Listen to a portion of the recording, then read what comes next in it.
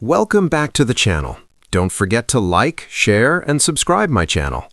Today, we will explore how to create a business brand logo display using 3D Workspace in Photoshop.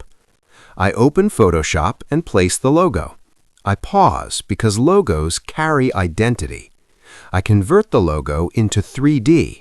The 3D Workspace opens smoothly.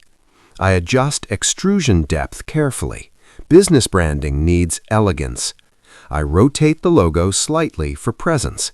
I add subtle lighting from one side. I zoom in to check sharpness. I zoom out to test impact. The logo now feels premium and confident. 3D Workspace strengthens